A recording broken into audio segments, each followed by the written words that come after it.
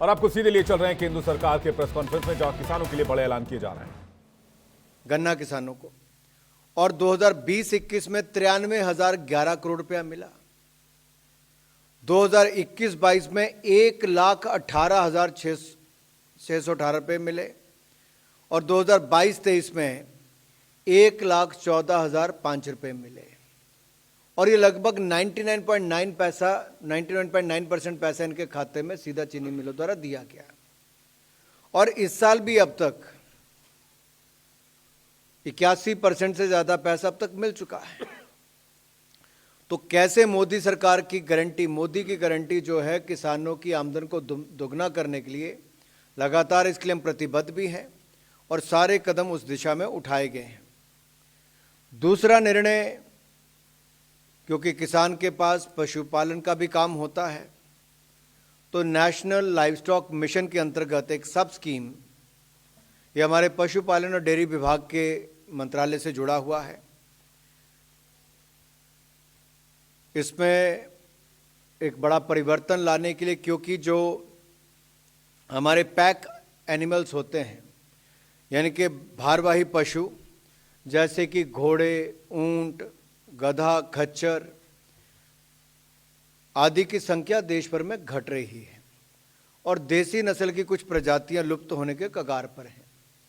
तो इसलिए पशुधन एवं पोल्ट्री की प्रोडक्टिविटी में सुधार लाने के लिए तथा फॉडर और फीड की उपलब्धता को बढ़ाने के लिए नेशनल लाइवस्टॉक मिशन चलाया जा रहा है और इसके अंतर्गत ब्रीड इम्प्रूवमेंट, नस्ल को सुधार करने के लिए ब्रीड मल्टीप्लिकेशन फॉर्म बनाने का काम हो रहा है।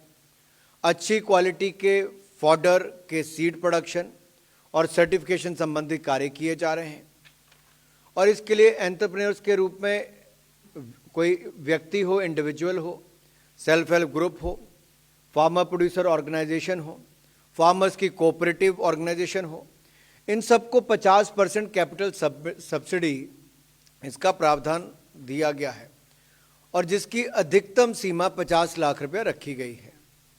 इसके अतिरिक्त पशुधन का इंश्योरेंस और रिसर्च एंड डेवलपमेंट के कार्य भी किए जाते हैं।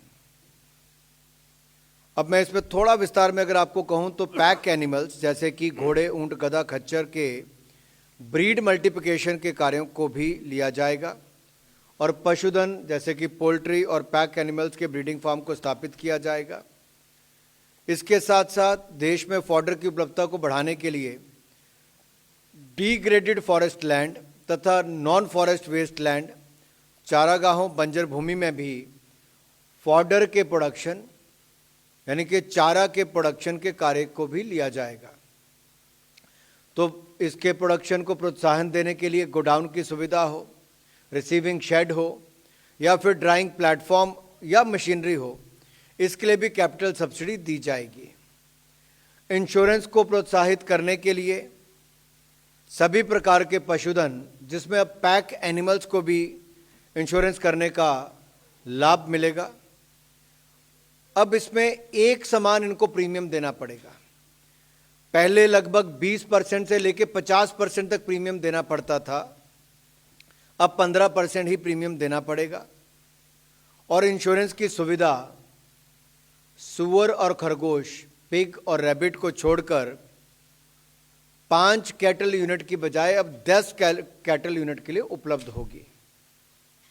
और जैसा मैंने कहा, रिसर्च एंड डेवलपमेंट के लिए, प्रोजेक्ट के लिए भी चैलेंज मेथड के आधार पर प्राइवेट इंस्टीट्यूशन को 50% तक सब्सिडी, अधिकतम 5 करोड़ रुपए तक की सहायता इसमें भी मिलेगी।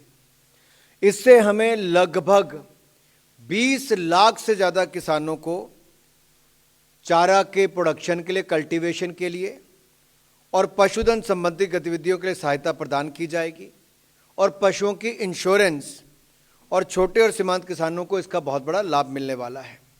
इससे फीड और फॉडर, इसके उत्पादन के क्षेत्र में भी और बढ़ावा मिलेगा, उसकी उपलब्धता बढ़ेगी और जो हमारे पैक एनिमल, जैसा मैंने कहा, घोड़ा, ऊंट, खच्चर, गधा आदि, इनके भी जेनेटिक इंप्रूवमेंट को बल दिया जाएगा।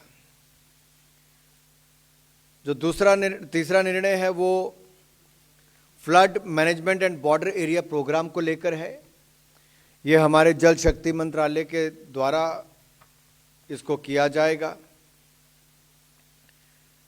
ये जो हमारी स्कीम है flood management and border area programme, ये हमारे water resources, river development, Ganga reservation Bharat सरकार के इस प्रोग्राम को 4100 करोड़ रुपए की राशि उपलब्ध करवाई गई है 2021-22 से लेके 2025-26 तक, जिसमें 2930 करोड़ रुपया फ्लड मैनेजमेंट प्रोग्राम कंपोनेंट के लिए एफएमपी के लिए दिया जाएगा और 1160 करोड़ रुपया आरएमबीए कंपोनेंट के लिए river management and border area programme के अंतर्गत दिया जाएगा। इसका फंडिंग का पैटर्न जो है ये 60-40 रेशो रहेगी। 60% केंद्र सरकार का, 40% राज्य की सरकार का।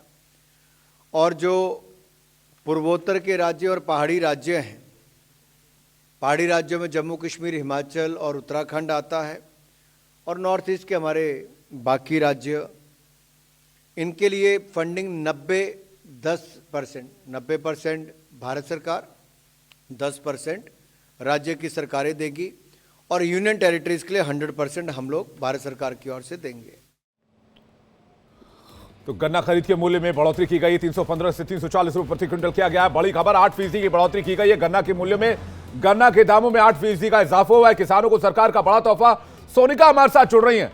सोनिका, बड़ी बातें क्या रही हैं आज केंद्रीय कैबिनेट के फैसले की, और जो अनुराग ठाकुर अभी बोले थे उसका क्रक्स निकल कर क्या आया है?